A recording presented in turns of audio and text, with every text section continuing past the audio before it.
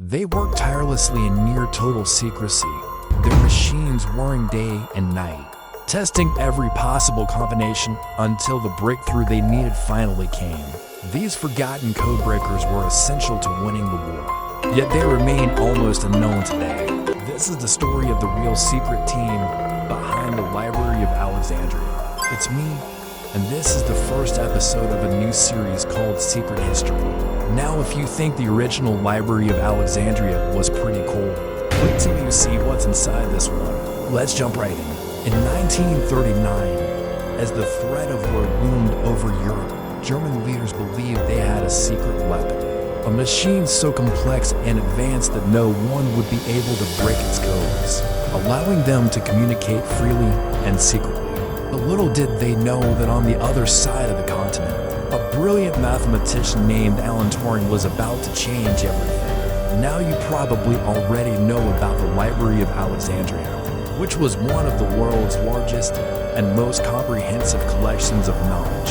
In the ancient world, it housed scrolls and books on everything from mathematics to medicine, philosophy, and poetry. But few know about the secrets held within its depths, secrets that could change the course of history. Deep in the heart of the library, hidden from prying eyes, was a room filled with strange contraptions and blinking lights, the birthplace of modern computing. For it was here that Alan Turing and his team of codebreakers worked tirelessly, often day and night, to crack the infamous Enigma code. Enigma was a cipher machine used extensively by the Germans during World War II to encrypt and decrypt messages. Now don't worry if you're not a cryptographer, because I definitely wasn't either. All you need to know is that Enigma was like a really fancy typewriter that scrambled your letters, using a system of rotors and wiring, and the machine could generate billions of letter combinations every day, making it nearly impossible to decipher the messages without the correct settings.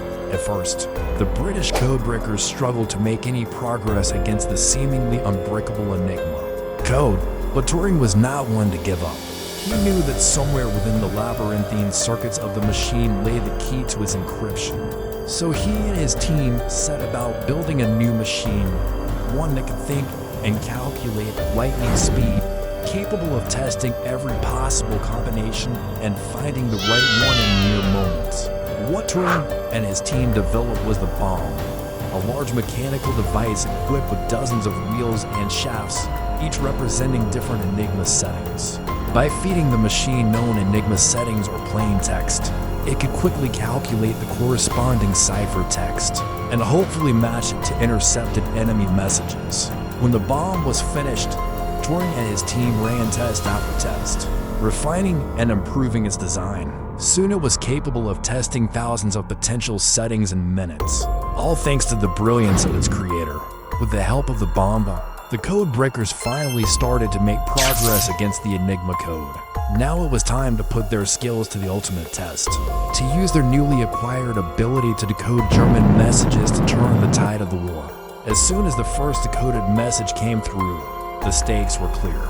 The Germans were planning an attack on a British ship, and thanks to the bomb, the crew were able to avoid the ambush, surviving unharmed. From that moment on, the race was on. With each passing day, the Germans sent out more and more messages, and the code breakers worked feverishly to decode them all. Under Turing's leadership, the team at Bletchley Park managed to break the Enigma code thousands of times over the next 5 years. They provided intelligence that helped to sink German U-boats, thwart air raids, and even plan the D-Day invasion. Historians estimate that the work done at Bletchley Park shortened the war by 2 years and saved millions of lives. But the work of Turing and his team remained a secret for decades.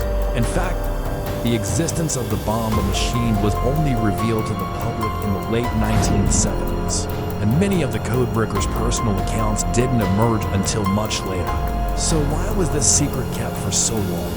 Well, it has to do with the nature of the work itself. Breaking the Enigma code was a delicate operation.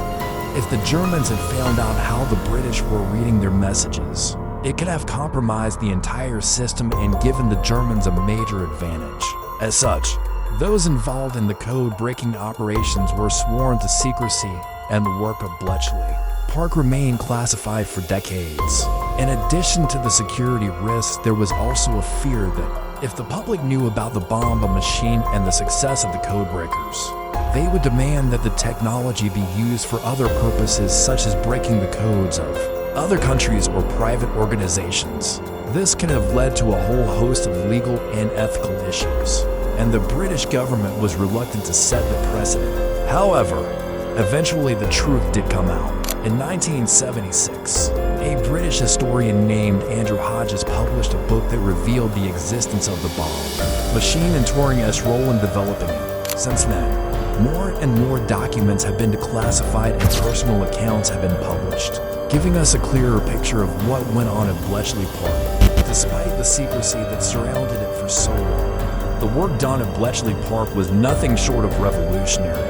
It is estimated that during World War II, more than 10 million messages were sent between Germany and its allies using the Enigma code. And if it hadn't been for the efforts of Turing and his team, who knows how many lives would have been lost, or what territories would have fallen under the control of the Axis powers.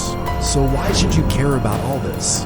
Well, for starters, it is just really cool to know that these unsung heroes were working behind the scenes to keep people safe. But it is also important to remember that this work had a profound impact on the course of history.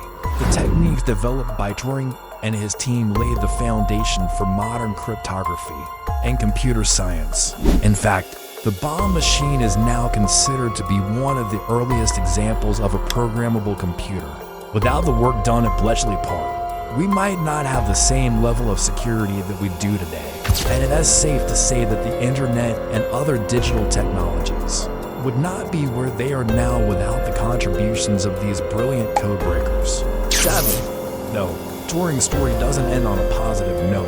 After the war, he was prosecuted for homosexuality, an offense that carried a prison sentence at the time, and died in 1954 at the age of 41. Despite his tragic end, Turing's legacy lives on.